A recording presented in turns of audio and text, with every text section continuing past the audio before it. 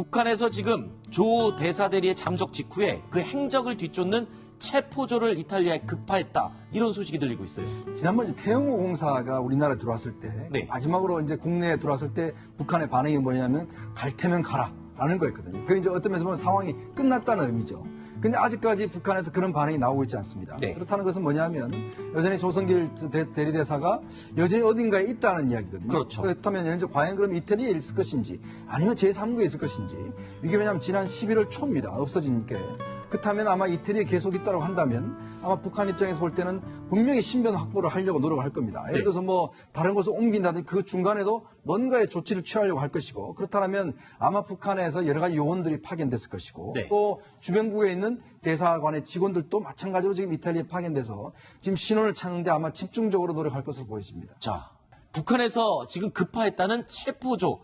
쉽게 말해서 지금 쫓는 자들. 이 쫓는 자들은 도대체 어떤 사람들입니까? 네, 통상 봐서 이렇게 하급자가 이제 탈북했을 경우는 보이성이 이제 위주가 되고, 그다음에 이제 보이성이 이제 현장을 잘 모르니까 외교부가 이제 외무성이 들어갑니다. 네. 그리고 또 그 사람이 어떤 소속 부서에 따라서 그 소속 부서 사람들이 또 들어가고 이렇게 해서 이제 체포조가 구성되는데 네. 이번 같은 경우는 이 굉장히 그 대사급 단이 굉장히 높습니다. 그렇기 때문에 조직 지도부가 들어간 것 같아요. 아하. 그래서 조직 지도부가 총괄을 하고 그다음에 이제 국가보위성, 외교부가 이제 외무성이 이렇게 이게 TF팀이 구성돼 가지고 네. 체포조가 구성된 것 같습니다. 조성길이 이탈리아 정부에 망명을 위한 신변 보호 신청을 했다까지는 외신 보도로 확인이 됐거든요.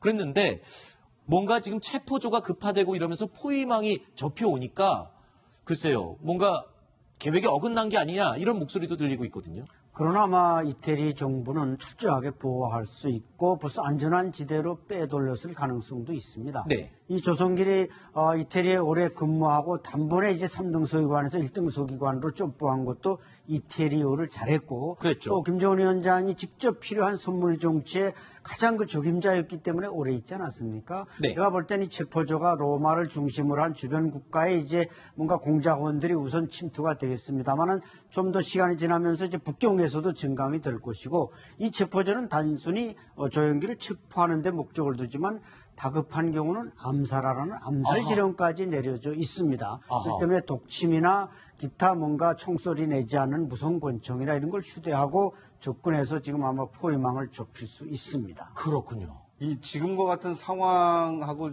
딱 들어맞는 건 아니지만 영화 베를린 혹시 기억나십니까? 그렇죠. 예, 북한의 이 독일 주독 북한 대사가 이제 한국으로 망명을 시도하려다가 이 북한 체포조에 이제 체포가 돼서 그렇죠. 결국 이제 뭐 암살되는 네. 이런 그 내용의 이제 영화인데 지금 이탈리아에서 벌어지고 있는 상황도 영화 베를린과 흡사할 수 있다. 네. 왜냐하면 본국에서는 이 망명을 막기 위한 체포조가 나와 있을 것이고 또 이 북한 대사관 직원들은 그 소재지를 좀 찾기 위해서 혈안이 돼 있을 거 아닙니까? 네. 그리고 당시에 한국과 미국이 굉장히 영화에서는 긴밀하게 협력하는 것으로 나왔는데 지금 유럽에 파견돼 있는 각국의 정보 요원들이 이 조성길의 이 소재 또는 네. 망명 여부를 파악하기 위해서 그렇죠. 굉장히 이렇게 뭐 열심히 뛰고 있을 거다 이런 추정이 그 가능합니다. 막는 자 이야기는 잠시 후에 계속하도록 하고요. 지금 쫓는 자들의 얘기를 계속 이어가 보도록 하겠습니다. 자, 쫓는 자. 아까 무슨 말씀하시려고 했던 것 같아요. 지금 막는 자 얘기를 하려고. 그래요? 쫓는 자 얘기를 먼저 끝내고 네네. 하겠습니다. 안 박사님, 이 북한 체포조가 급파되면서 이른바 북한에서는 지금 놀가지들을 색출하라라는 명령이 떨어졌다 하는데 놀가지가 뭡니까? 뭐 어떤 사람들을 놀가지라고 합니까? 이제 노루는 이제 잘 뛰지 않습니까? 그래서 네. 북한에서는 휴전선에서 누가 넘어왔다면 이제 노루 한 마리 발생. 이러면 이제 그게 다 비상 포치가 되고 정보 조직에 다 포치가 돼서 체포조가 출동하고 이러는 거거든요. 네. 그래서 이제 국경에서 튀건 전선에서 튀건 해외에서 튀건 다 놀가지 사건으로 일단 암호화해 놓고 자 이번에 유럽 이탈리아에서 놀가지 한 명 발생하면 이제 그 촉촉촉 보고가 되고 그 체포를 위한 또 암살을 위한 조직들이 이제 아주 순발력 있게 움직일 수가 있습니다. 자, 이렇게 놀가지를 색출해라라는 특명이 떨어지고 쫓는 자, 체포조들이 지금 이탈리아에 급파됐습니다. 김정은 위원장의 분노가 이렇게 굉장한 것 이유가 있죠. 왜냐하면 이 조성길이 가지고 있는 정보력이 대단하기 때문입니다. 어제 저희 뉴스탑10과 전격 인터뷰를 했던 태영호 전 공사, 사라진 조성길이 임시 대리대사이지만 김정은 일가의 아주 중요한 업무를 하고 있었기 때문이다라고 설명했습니다. 김정일의 금고직이라고 할 수 있는 김명철이라는 대표, 네. 10여 년 동안 거기서 자기 가족과 살았습니다. 그 사람이 2010여 년에 이태리로 망명했습니다. 온 가족을 다 데리고. 결국은 지금까지 이태리를 통해서 진행하던 이 밀수 루트 많은 이제 네트워크가 이제 없어지는 그런 일이 이제 생겼습니다. 그래서 결국은 다른 새로운 루트를 개발하고 이제 네트워크를 만드는 이런 일에 조성길 씨가 이태리를 하기 때문에 대비하지 않았냐라고. 김정은이가 북한 내부적으로 해외에 있는 대사관들이 어떤 과업을 주고 핵 보유국 지위를 굳히기 위해서 구체적으로 어떤 전략 전술적인 방향을 세웠느냐 하는 거는 조성길이가 현장에서 목격했을 겁니다. 이 조성길 씨가 만약 우리 대한민국으로 온다면 그로부터 많은 정보 자료가 나올 수 있겠습니다. 이 북한에서 급파된 쫓는 자들, 이 체포조가 잡아야 하는 그 사람, 조성길은 그야말로 고급 정보를 가지고 있습니다. 밀수, 김정은의 사치품 밀수에 깊이 관여했을 것으로 추정이 된다. 태공사가 분석을 했습니다. 네, 그러니까 이태리가 뭐랄까 이 가방이라든가 뭐 핸드백이라든가 이런 옷이나 이런 게 굉장히 발달되어 있지 않습니까? 네. 오파도 그렇고 대리석도 마찬가지고 이런 김정은 그 가게에서 필요한 그런 사치품을 수입하고 그다음에 이제 김정은이 쓰는 요트도 영국제지만 이태리를 통해서 밀수가 됐습니다. 네. 뭐 이런 것들 그다음에 이제 김정은이 그 개인적으로 취향이 있는 이런 것들이 있어요. 무슨 뭐 야동이라든가 포르노 같은 거 이런 것도 아마 이태리도 도입이 됐을 겁니다. 아, 그래요? 과거에 그런 사례가 있거든요. 어떤 사례였습니까? 이태리 그 포르노 영화를 제작하는 그 회사에서 우리 대사관에다가 그 포르노 제목 목록을 잔뜩 보내면서 돈을 달라고 청구한 적이 있었습니다. 비용 청구를 잘못했군요. 이 북한 대사관에 가야 될 걸 청구하는 바람에 북한이 어떤 포르노를 밀수했는지 바로 우리가 전부 다 알게 됐습니다. 우리 정보당국에서 그걸 본의 아니게 파악을 하게 됐습니다. 그렇게 파악한 사례가 있는데 아마도 그런 어처구니 없는 일들을 했을 겁니다. 그렇기 때문에 아마 조성길 입에서 엄청난 많은 얘기들이 나올 가능성이 있죠. 네. 지금 현재 목숨을 걸고 쫓기고 있는 자, 북한의 조성길. 이 조성길과 인연을 맺었던 이탈리아 인사들은 어떻게 이 조성길을 기억하고 있을까요? 들어보시죠. Lui era molto orgoglioso e fiero del suo popolo e del suo Stato e tant'è vero che parlando anche con gli imprenditori ha trovato veramente una empatia o una collaborazione proprio perché il carattere diciamo forte, autoritario, determinato della Corea del Nord si sposa bene con gli imprenditori qui della sinistra Piave in particolare, che sono la prima e la seconda generazione e hanno vissuto un passato di difficoltà e anche di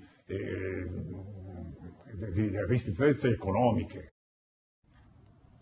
그리고 또 조성길 대사 대리를 기억하고 있는 이탈리아 현지 사람 가운데 또 다른 사람은 매우 개방적인 사람이었다. 이런 회고를 하기도 합니다.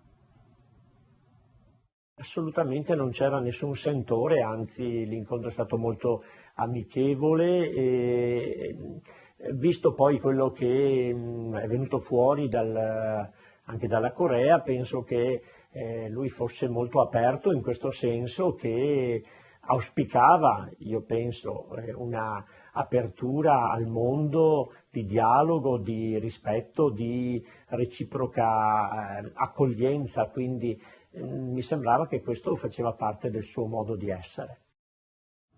이현정 의원님. 네. 조성길 대사 대리 지금 주변에 아는 사람들 보면 상원 의원도 있고요. 종교인도 있고 굉장히 다양한 사람들과 친하게 지냈었던 것 같습니다. 그러니까 이제 본인이 사실은 3등석이라서 1등석이 되고 난 다음에 대사 대리를 했지 않습니까? 네. 아마 그런 걸 보면 굉장히 다양하게 어떤 활동을 했던 것 같아요. 네. 근데 사실은 조성길 지금 대사가 이제 신원 자체가 이제 없어진 게 지난 11월 초잖아요. 네. 근데 10월 달에 무슨 일이 있었냐면 문재인 대통령이 로마를 방문했습니다. 아하. 그래서 문재인 대통령이 로마를 방문해서 교황을 만나서 김정은 위원장의 어떤 만약에 교황을 북한을 초청할 경우에 초청에 응할 수 있느냐 이거 물어서 사실 교황이 가겠다라는 이야기를 했어요. 그랬죠. 그렇다면 사실은 그때 당시에 그 현장에 있었던 게 바로 지금 조성길 대사 아니겠습니까? 그렇죠. 그 이후에 어떤 이게 바로 사실은 이제 망명이 이루어진 거거든요. 네. 그렇다고 한다면 사실 그 이후에 사실 북한 측에 전혀 움직임이 없었어요. 왜냐하면 우리 입장에서 보면 당연히 김정은 위원장이 우리 문재인 대통령한테 교황을 좀 초청해 달라고 이야기를 했고 그렇죠. 그걸 전달했지 않습니까? 네. 근데 그 이후에 북한 측에서 아무런 조치가 없었어요. 아하. 그런 걸로 비춰보면 그때 연락이 끊겼을 수 있다. 그렇죠. 왜냐하면 그 작업을 해야 될 게 바로 조성길이었죠. 조성길 대리대사거든요. 근데 그때부터 사라져 버렸기 때문에 아마 북한 측에서는 뭔가 이야기할 수 있는 루트도 없어져 버리고 네. 상황 자체가 완전히 지금 비상 상황이 되다 보니까 그 문제에 일체 관심이 없었던 것이죠. 그런 유추를 해볼 수가 있겠군요. 사실 북한의 교황 초청이 활발하게 논의되다가 우리 대통령이 가서 의사를 전달을 했는데 그다음부터 논의가 그렇습니다. 완전히 중단됐거든요. 그 시기가 조성길 대사대리가 사라졌던 시기와 묘하게 일치한다. 이런 유추가 가능할 것 같습니다. 또 한 가지를 좀 덧붙이자면요. 네. 그 이후에 북미 대화 실무 협상도 거의 이루어지지 않지 않았습니까? 아, 그러네요. 그러니까 남북 관계도 마찬가지고. 그러니까 이 북한으로서는 뭔가 대외적으로 협상을 활발히 할 수 없는 내부적인 문제가 아하. 이 조성길 대사의 어떤 망명과 관련이 있다. 이렇게 생각해 볼 수도 있을 것 같습니다.